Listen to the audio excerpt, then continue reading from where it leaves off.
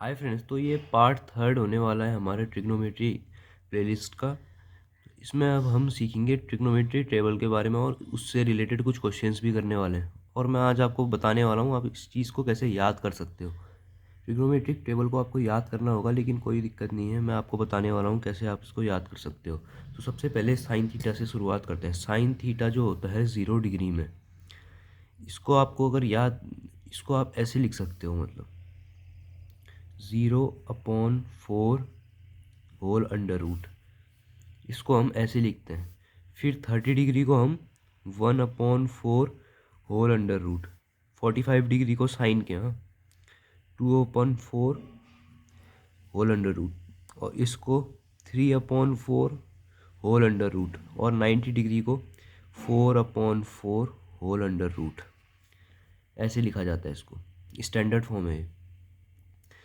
इसका मतलब क्या हुआ, जो 4 है ये यहाँ पे, अगर इस जीरो को किसी भी नंबर से डिवाइड करोगे तो आंसर ज़ीरो ही आएगा। ज़ीरो का अंडर रूट ज़ीरो ही आएगा। तो साइन 0 डिग्री की वैल्यू ज़ीरो आ गई हमारे पास। फिर 30 डिग्री क्या है, 1/4। फिर 1 का रूट क्या होता है, 1 ही रहेगा। और 4 किसका रूट होता है, 2, तो इसका आंसर आ जाएगा 1/2। सो 1/2 साइन 30 डिग्री की वैल्यू। फिर 45 डिग्री की वैल्यू क्या होगी, इसको अगर हम काट देंगे तो 1/2 ये होल अंडर रूट में आ जाएगा। 1 का स्क्वायर 1 ही रहेगा, और उसके बाद जो 2 2 रूट में रह जाएगा, लेकिन तो 1/√2। आपको आपको समझ आ रहा होगा। उसके बाद 60 डिग्री 3/4 होल अंडर रूट, तो उसके बाद √3 वैसे का वैसा आ जाएगा। सॉरी, √3 है और होल अपॉन 2, क्योंकि 4 का रूट आके 2 आ जाएगा यहाँ पे। फिर 90 डिग्री में देखते हैं। 90 डिग्री में क्या हो जाएगी इसकी वैल्यू, 90 डिग्री में 4 से कट जाएगा 1 टाइम्स, ये हो जाएगा √1। उसके बाद √1 की वैल्यू क्या होती है हमारे पास, 1 ही रहेगी। सो ये इसकी, आपको साइन का अगर याद हो गया तो समझ लेना कि आपको पूरी ट्रिग्नोमेट्री टेबल बहुत ईजी से याद हो जाएगी। मैंने जो मेथड बताई है वो आप याद कर लेना, इजी मेथड है। उसके बाद कॉस क्या होता है, कॉस ठीक इसी का उल्टा होता है। यहाँ से आपने ज़ीरो से यहाँ शुरू किया, अब ज़ीरो आप लास्ट में लिख दो यहाँ। फिर 1/2 यहाँ आ जाएगा, 1/√2 वैसे का वैसा ही रहेगा उसी जगह पे। फिर उसके बाद √3/2 यहाँ आ जाएगा, और फिर लास्ट में 1 यहाँ पे आ जाएगा। आई होप आपको समझ आ गया होगा। ये ठीक उसी का उल्टा है, बस यहाँ से हमने यहाँ से शुरुआत करी थी, यहाँ से हम यहाँ से शुरुआत करेंगे। अब टेन थीटा क्या होता है, टेन थीटा होता है एक चीज़, हाँ ये इंपॉर्टेंट चीज़ है। अब आप देखिए, इसमें मैंने आपको क्या बताया था, साइन थीटा का रेसिप्रोकल क्या होता है, कोसेक थीटा। मतलब sine theta is equal to 1/कोसेक थीटा। वैसे ही cos theta is equal to 1/सेक थीटा। उसके बाद tan theta is equal to, ये नई चीज़ है, टेन थीटा होता है sine theta upon cos theta, या फिर इसको हम 1/कॉट थीटा भी लिख सकते हैं। और क्या लिख सकते हैं इसकी जगह हम, 1/कॉट थीटा। लेकिन ये भी ऐसे लिख सकते हैं हम इसको। वैसे ही कॉट थीटा को और हम क्या लिख सकते हैं, 1/टेन थीटा।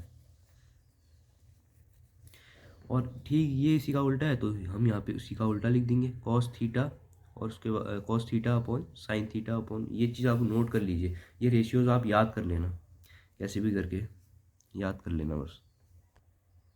ये रेशियोज बहुत इंपॉर्टेंट होने वाले हैं अब के, हम जब हम प्रूफ वाले क्वेश्चंस को देखेंगे।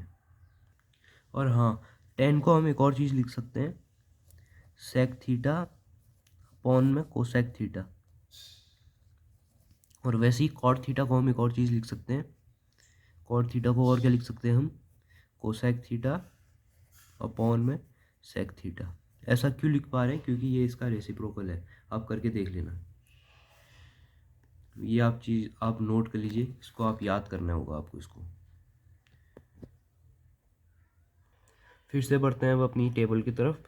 उसके बाद हमें अब टेन थीटा मैंने आपको बता दिया sign theta upon cos theta होता है। वैसे ही अब साइन थीटा अपॉन में कॉस थीटा, मतलब यहाँ पे ज़ीरो है और यहाँ पे 1 है। 1 को किसी भी जीरो को किसी भी नंबर से डिवाइड करोगे तो आंसर क्या आएगा, ज़ीरो ही आएगा।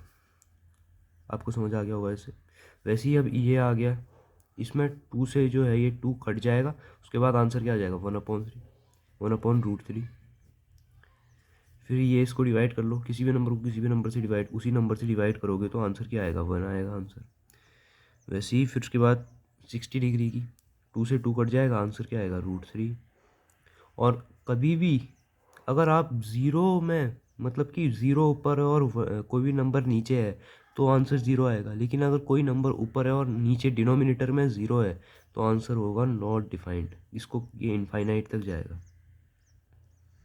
बट नॉट डिफाइंड का मतलब ये होता है कि अभी हमारे पास हमने अभी डिफ़ाइन नहीं कर पाए हैं हम लोग, लेकिन फ्यूचर में कभी डिफ़ाइन कर सकते हैं, इसका मतलब ये होता है।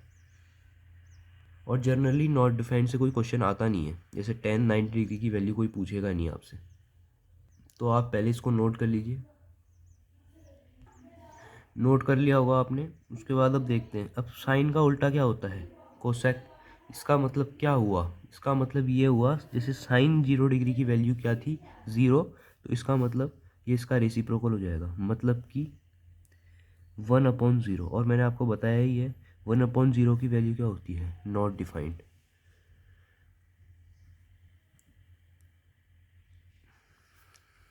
समझ आ गया होगा आपको, इसका मतलब नॉट डिफाइंड है ये। फिर वैसे ही साइन 30 डिग्री मतलब 1/2। उसके बाद साइन 1/2 है तो इसका मतलब कि ये हो जाएगा 2/1, मतलब कि सिर्फ 2।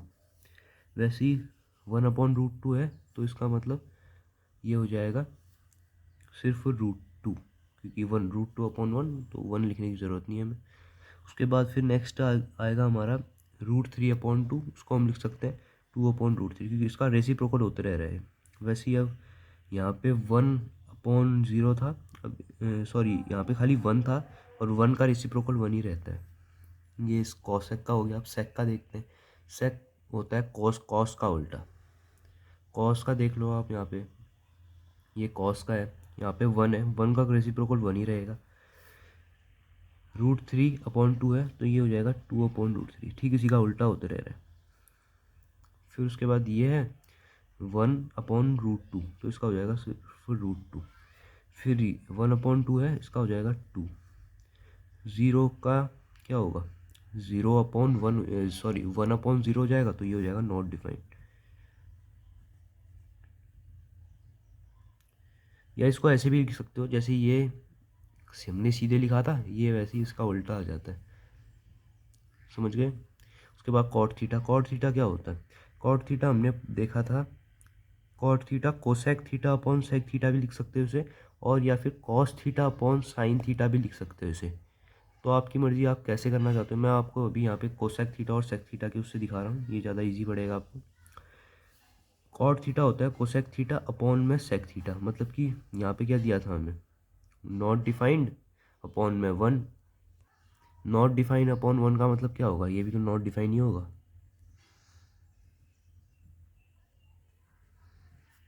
उसके बाद इसको इससे डिवाइड करेंगे, 2 से 2 कट जाएगा, उसके बाद बचा क्या, √3, √3 ऊपर आ जाएगा, आंसर आ जाएगा इसका √3। फिर वैसे ही इसका किसी भी नंबर को उसी नंबर से डिवाइड करोगे तो आंसर 1 ही आएगा। फिर उसके बाद 2 से 2 कट जाएगा और बचा क्या, 1/√3। या इसको ऐसे भी लिख सकते हो, ये सिर्फ क्या होता है, ये tan थीटा का रेसिप्रोकल होता है, तो यहाँ पे tan थीटा के रेसिप्रोकल हो रहे हैं यहाँ पे। फिर उसके बाद 1/नॉट डिफाइंड। नॉट डिफाइंड होता क्या है, 1/0 होता है यहाँ पे। इसका मतलब क्या हुआ, इसका मतलब ये हुआ 1/1/0। इसका मतलब 0 ऊपर आ जाएगा, 0 ऊपर आ जाएगा ना, यहाँ पे सबसे नीचे वाली डिजिट सबसे ऊपर आ जाती है, तो इसका मतलब कि ये हो जाएगा 0/1। 0/1 मैंने क्या बताया था आपको, 0 ही आता है। तो मैंने आपको बता दिया है ट्रिग्नोमेट्रिक टेबल, आप इसको अच्छे से नोट कर लीजिए। फिर अब कुछ क्वेश्चंस करते हैं हम। अब ऐसे क्वेश्चंस को सॉल्व करना बहुत ही ईजी होता है। इसमें सिर्फ आपको बस ये टेबल जो मैंने बताई है वो आप याद रखना।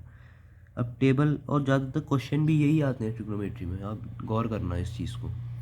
क्वेश्चन भी इसी चीज़ से ज़्यादा रिलेटेड आते हैं। जैसे साइन 60 डिग्री की वैल्यू आपको पता है क्या होती है, साइन 60 डिग्री की वैल्यू √3/2। अगर आपको नहीं पता है तो जैसे मैंने बताया था वैसे ही एक साइड में कहीं रफ कॉपी में ट्रिग्नोमेट्रिक टेबल बना लेना पहले, जहाँ आप मतलब जो आप रफ वर्क के लिए पेज मांगते हो उसमें। उसके बाद इसकी वैल्यू हमें √3/2। उसके बाद यहाँ पे ये मल्टीप्लाई की फॉर्म में, हाँ मल्टीप्लाई में कॉस 30 डिग्री, कॉस 30 डिग्री की वैल्यू होती है हमारे पास √3/2, ये भी वही होता है √3/2, प्लस में कॉस 60 डिग्री, कॉस 60 डिग्री की वैल्यू होती है √3/2 इंटू साइन 30 डिग्री की, साइन 30 डिग्री की वैल्यू होती है, सॉरी इसकी वैल्यू होती है 1/2, थोड़ा भूल गया था। और वैसे ही साइन 30 डिग्री की वैल्यू भी यही होती है। वैसे ही अब ये इससे मल्टीप्लाई हो जाएगा, रूट से रूट हट जाएगा, ये हो जाएगा, इसको हम ऐसे लिख सकते हैं। वैसे ही इसको भी प्लस में 1/4, ठीक है। 4 कॉमन ले लेते हैं एलसीएम के रूप में, ये हो जाएगा 3 + 1 दैट इज़ 4/4। इसका मतलब इसका आंसर क्या आ जाएगा 1। कितना देखा, कितना सिंपल क्वेश्चन था। ऐसे ही क्वेश्चन आएंगे यहाँ पे, ये भी उसी से रिलेटेड है क्वेश्चन। इसको कैसे सॉल्व करेंगे, कॉस 60 डिग्री की वैल्यू डाल दो, कॉस 60 डिग्री की वैल्यू होती है हमारे पास 1/2। उसके बाद इनटू में कॉस 30 डिग्री की वैल्यू होती है हमारे पास √3/2, माइनस उसके बाद साइन 60 डिग्री की वैल्यू होती है √3/2। वैसे ही फिर उसके बाद साइन 30 डिग्री की वैल्यू होती है हमारे पास 1/2। उसके बाद मल्टीप्लाई कर लो अब इससे, इसका आंसर आ जाएगा √3/4 माइनस में यहाँ पे भी √3/4, इससे ये कैंसिल हो जाएंगे, आंसर आ जाएगा इसका 0। देखा कितना सिंपल क्वेश्चन था। ऐसे ही कुछ और क्वेश्चन कर लेते हैं अब और, या सॉरी यहाँ पे अब हमें दे रखा है sine square 45 degree. Sine 45 degree की वैल्यू हमारे पास होती है 1/√2। अब स्क्वायर लगा है तो इसका स्क्वायर कर लो, फिर उसके बाद प्लस कॉस स्क्वायर 45 डिग्री, इसकी वैल्यू भी यही होती है हमारे पास, इसका भी स्क्वायर कर लो, फिर होल अपॉन इसका होल का upon tan square 60 degree. tan 60 degree की वैल्यू हमारे पास होती है √3, उसके बाद √3 का स्क्वायर, ठीक है। उसके बाद अब यहाँ नीचे करते हैं, इसका आंसर आ जाएगा हमारे पास 1/2 क्योंकि रूट हट जाएगा, प्लस में यहाँ पे भी आ जाएगा हमारे पास 1/2 और यहाँ पे आ जाएगा √3 हट के सिर्फ 3। सो अब इसका आंसर क्या आ जाएगा, हाफ प्लस हाफ क्या होता है हमारे पास, हाफ प्लस हाफ 1 होता है, आधा प्लस आधा पूरा हो जाएगा ना एक, और /3 है तो /3, तो इसका आंसर आ जाएगा 1/3। अब नेक्स्ट क्वेश्चन देख लेते हैं। नेक्स्ट क्वेश्चन क्या देखा है, साइन 60 डिग्री। अब हमें पता है साइन 60 डिग्री की वैल्यू क्या होती है √3/2,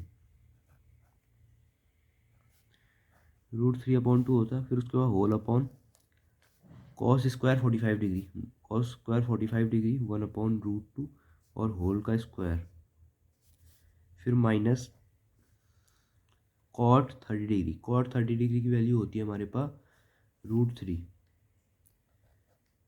उसके बाद प्लस में 15 इंटू कॉस 90 डिग्री की वैल्यू होती है 0। सो अब ये हो जाएगा √3/2 होल अपॉन 1/2, 2 से 2 कैंसिल आउट, फिर माइनस का माइनस √3 प्लस 0, 15 इंटू 0 0 आ जाएगा आंसर।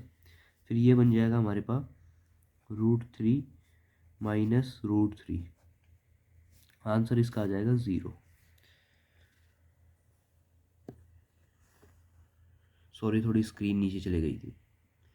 एक लास्ट क्वेश्चन देखते हैं, इस क्वेश्चन को देखते हैं। अब यहाँ पे tan 45 दे रखा है, tan 45 डिग्री की वैल्यू क्या होती है 1 upon cosec 30 degree, cosec 30 degree की वैल्यू क्या होती है 2, 1/2 हो गया, प्लस सेक 60 डिग्री, सेक 60 डिग्री की वैल्यू होती है हमारे पास 2 अपॉन कॉट 45 डिग्री की वैल्यू भी 1 ही होती है हमारे पास, -5 इंटू साइन 90 की वैल्यू होती है हमारे पास 1 whole upon cos 0 degree, cos 0 degree की भी वैल्यू होती है हमारे पास 1।